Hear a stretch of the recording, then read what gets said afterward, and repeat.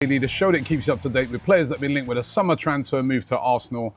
Arsenal back in action today. Another friendly for Arsenal as they try to step up everything going into the opening game of the season. I've been speaking about this already.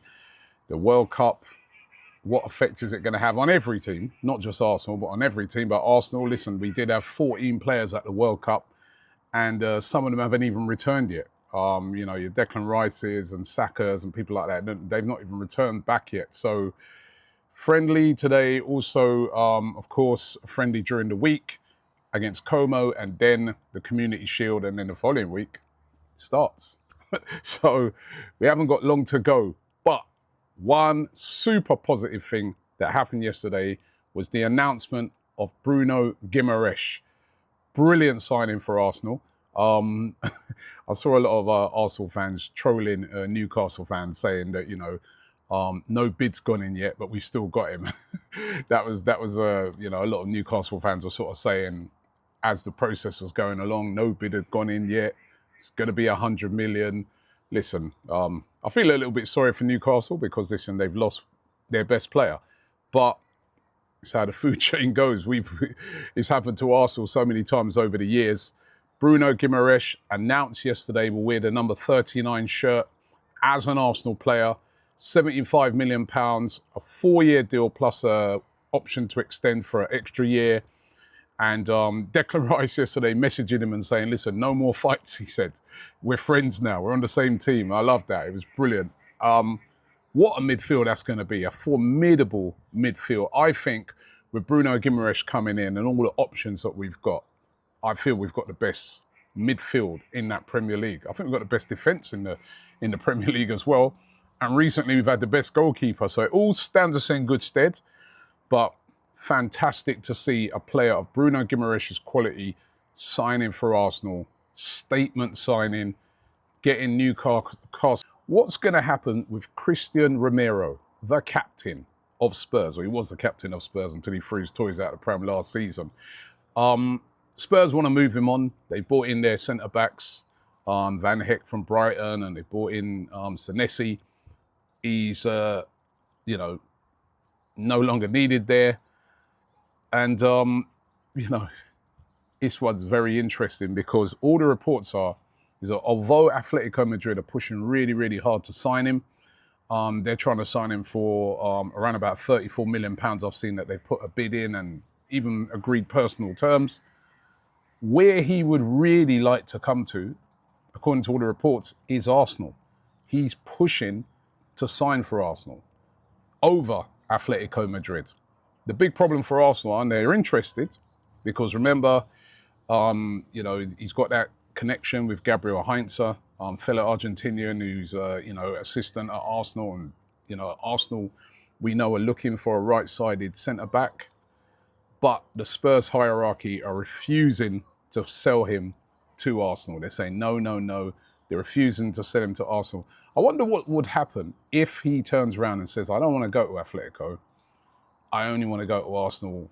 And Arsenal came in with a higher bid than the 34 million. What situation would Spurs just hold out and end up keeping him? That would be one to consider. What do you guys think? I asked it the other day, and most of you said no. No, you don't want him. Maybe I'm in the camp of, listen, I don't think we will get him, but maybe I'm in the camp of minority because I actually think, I've said it before, that Mikel Arteta would make him a better defender, would calm him down, would make him better. He's not rubbish. He's won the World Cup. He's played in the World Cup final. He's not rubbish. He's just rubbish at Tottenham. He's probably going to end up at Atletico though. Iliman Ndiaye is a player that Arsenal are eyeing, though. They are interested in him. Played in a friendly yesterday he did against Stuttgart. And the 26-year-old is still being linked heavily to Arsenal. The Independent claiming today Arsenal keeping a close eye on him, especially after missing out on the top target, Vinicius Jr. They need, or, you know, they're very interested in signing a quality player on that left-hand side. Ndiaye had a great season last year at Everton. No offers made yet, but again, Arsenal, you know, being one of his teams talked about, being very interested in him, would cost around about £70 million. Now, you know, they've tried to renew contracts with NJ Everton, but he still hasn't renewed. He says he wants to play Champions League football. And of course, if you come to Arsenal, you'll play Champions League football. Would that be a sufficient upgrade for you guys? I'd be very interested to hear from you guys in the comments. One thing I do know by reading the comments yesterday is that Keenan Yildiz is a player that you would all love to sign. He was heavily linked yesterday, still is today. He played in a friendly yesterday for Juventus. They lost 2-1 against Inter. And he's still being talked about everywhere, linking him with a move to Arsenal. Many journalists are saying that Juventus would accept around about £120 million for him. Although when you read what some of the Italian journalists are saying, they're saying he's not for sale at any price, untouchable. No bids yet, but remember, there's still a couple of weeks ago of this transfer window. Anything can happen. Any big bid could go in and change things. And that's similar with Bradley Barcola. Bradley Barcola wants to leave PSG, has not signed a new contract. They're willing to sell him, but they've slapped this 130 to 140 million price tag on him. Nobody wants to pay that. They think it's too high. Liverpool were willing to bid around about 105 million pounds for him. That's the highest they're going to go.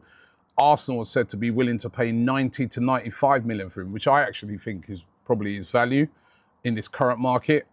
But PSG holding out for this fee. Now, he wants to leave.